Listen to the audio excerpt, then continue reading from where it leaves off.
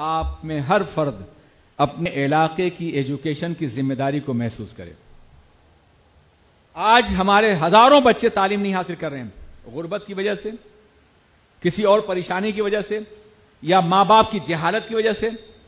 عالم تو یہ ہو گیا ہے بامبے میں مسلم محلوں کا کہ میں اکثر رات کو دیر سے تقریر کر کے آتا ہوں، دیکھتا ہوں لوگ تاش کھیل رہے ہوتے ہیں، پکوڑے پک رہے ہوتے ہیں، لذت کام و دہن کی بات ہو رہی ہوتی ہے۔ صبح تک وہ جب جاگتے ہیں تو بچوں کو اسکول کب بھیجتے ہوں گے، بچوں کی پرورش کیسے کرتے ہوں گے، بچوں پہ محنت کیسے کرتے ہوں گے۔ میں نے تقریریں بھی اس پہ کی ہیں، مگر شاید اس کا اثر نہ ہو۔ جب ضمیر ایک خاص راہ پہ لگ جاتا ہے، جب احساس مر جاتا ہے کسی قوم کا، تو پھر وہ قوم کبھی بیدار نہیں ہوتی۔ قوت فکر و عمل پہلے فنا ہوتی ہے، قوت فکر و عمل پہلے فنا ہوتی ہے، تب کسی قوم کی عظمت پر زوال آتا ہے۔ ہماری قوت فکر و عمل فنا ہو چکی ہے۔ آپ مسلم محلوں کے مقابلے میں غیر مسلم محلوں میں چلے جائیے، آپ کو بہت زیادہ واضح فرق نظر آئے گا۔ رات ہوئی، قرآن نے کہا ہے کہ وَجَعَلْنَا اللَّيْلَ لِبَاسًا وَجَعَلْنَا النَّهَارَ مَعَاشًا، ہم نے رات کو لباس اور دن کو معاش کے لیے بنایا ہے۔ یہ رات بھر جاگتے ہیں اور دن بھر سوتے ہیں، یہ کیفیت ہو گئی ہمارے محلوں کی۔ ہمیں انہیں بیدار کرنا ہوگا، آپ کو کرنا ہوگا، انہیں صحیح راہ پہ لگانا ہوگا۔ جو اپنے والدین اپنے بچوں کی تربیت کر سکتے ہیں، پڑھا سکتے ہیں، ان سے کہنا ہوگا کہ آدھا پیٹ کھاؤ مگر بچوں کو تعلیم ضرور دو، توڑ دو یہ ٹی وی، تمام عیاشیاں ختم کر دو، اپنے بچوں کو تعلیم، یہ تمہارا مستقبل ہے۔ یہ بچے اگر تعلیم نہیں حاصل کریں گے تو انتہائی بدترین زندگی گزاریں گے، بدترین غلامی، اکنامکل سلیوری، ایسے غلام بنیں گے کہ نہ ان کی عزت محفوظ رہے گی، نہ ان کی آبرو محفوظ رہے گی۔ دنیا کی پسماندہ قوموں کا جائزہ لیجئے، کئی ہزار سال سے جو طبقہ پسماندہ تھا، اس کی عزت تھی کوئی، اس کی کوئی آبرو تھی، اس کا کوئی وقار تھا؟ اور آج وہ طبقہ اٹھ رہا ہے اور اس کی جگہ ہم لے رہے ہیں۔ وہ طبقہ اٹھ رہا ہے، اس کے اندر بیداری پیدا ہو چکی ہے، اس کے وسائل ہیں، اور ہم وہی جگہ لینے جا رہے ہیں۔ اگر یہ خدا نخواستہ وقت آیا تو صدیوں تک نہ ہماری آبرو محفوظ ہوگی، نہ عصمت محفوظ ہوگی، نہ ہم محفوظ ہوں گے۔ ہمیں غلاموں کی طرح سے زندگی گزارنی پڑے گی۔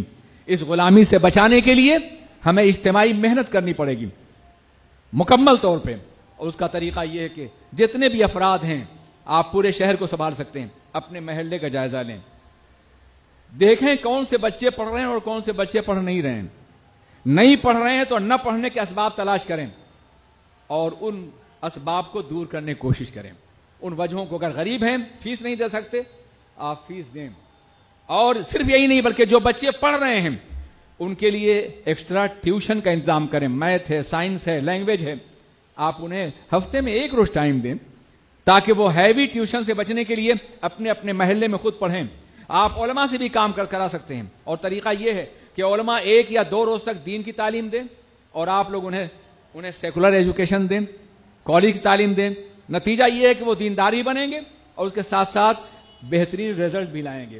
بہترین رزلٹ لانا بے پناہ ضروری ہے آگے بڑھنے کے لیے۔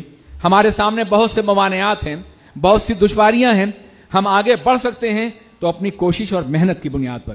یہ عذر غلط ہے کہ ہمیں نوکری نہیں ملے گی۔ ایک ایجوکیٹڈ انسان اپنے دل سے اتنا مطمئن ہوتا ہے کہ فاقہ بھی کرے گا تو بھی باعزت رہے گا، وہ فاقہ بھی کرے گا تو اس کا دل مطمئن رہے گا۔ اس لیے صرف روزی کے لیے یا نوکری کے لیے تعلیم حاصل نہیں کی جائے، بلکہ ذہن کو روشن کرنے کے، دل کو اجالنے کے لیے تعلیم حاصل کرنی بے پناہ ضروری ہے۔ اور اب ہندوستان ایک عالمی مارکیٹ بنتا جا رہا ہے۔ ممکن ہے کچھ لوگ یہاں آپ کو نوکری نہ دیں، اگر آپ کے اندر صلاحیت ہے تو بیرونی ملک سے آنے والی حکومت، فیکٹریاں اور کارخانے اور ادارے آپ کو صلاحیت کی بنیاد پہ جگہ ضرور دیں گے۔ حالات بہت بدل رہے ہیں، ان حالات سے فائدہ اٹھایا جائے، اس کو باضابطہ اپنے لیے ایک مستقبل کی روشن راہ تصور کیا جائے۔ ہم میں کا ہر فرد اپنے علاقے میں ایسے ٹیوشن کے اسکول قائم کرے یا جائزہ لے کہ کون سا بچہ پڑھ نہیں رہا ہے اور اسے پڑھانے کی کوشش کی جائے، تاکہ 100% ایجوکیشن ہمارے معاشرے میں عام ہو سکے۔ ہماری بچیاں بھی، ہمارے بچے بھی، سب کے سب تعلیم یافتہ ہو جائیں۔ اگر ایسا ہوگا انشاءاللہ تبارک و تعالی تو ہمارا مستقبل روشن ہے۔ ہم صدیوں کی مایوسیوں کو چند سالوں کے اندر دور کر سکتے ہیں اگر ہمارا عزم محکم ہو، ہمارے ارادے مضبوط ہوں، اور اگر ہم دین کے لیے کچھ قربانی، وقت کی قربانی دینے کے لیے تیار ہو جائیں تو یقیناً ہم کامیاب ہو سکتے ہیں۔ کبھی کبھی لوگ سوچتے ہیں یار زوال اتنے قریب آ گیا ہے، اب ہم کیا کر سکیں گے؟ ہمارے اسلام میں یہ پہلی بار ایسا نہیں ہوا ہے۔ 20ویں صدی کے آغاز سے پہلے آپ نے دیکھا ہوگا کہ کوئی بھی مسلم ملک آزاد نہیں تھا سوائے ٹرکی کے، اور جس کے کنٹرول میں حجاز مقدس تھا۔ سارے ممالک کالونیوں میں تبدیل ہو گئے تھے اور بدترین غلامی کو جھیل رہے تھے۔ مغرب کی کالونیاں بنے ہوئے تھے ہمارے ممالک۔ اس زمانے میں علامہ شبلی نے کہا تھا کہ مراکش جا چکا، فارس گیا، اب دیکھنا یہ ہے کہ جیتا ہے یہ ٹرکی کا مریض سخت جاں کب تک۔ مگر اس زمانے میں ایک امید کا شاعر تھا اقبال، اس نے کہا تھا اگر عثمانیوں پر کوہ غم ٹوٹا تو کیا غم ہے کہ خون 100,000 انجم سے ہوتی ہے سحر پیدا۔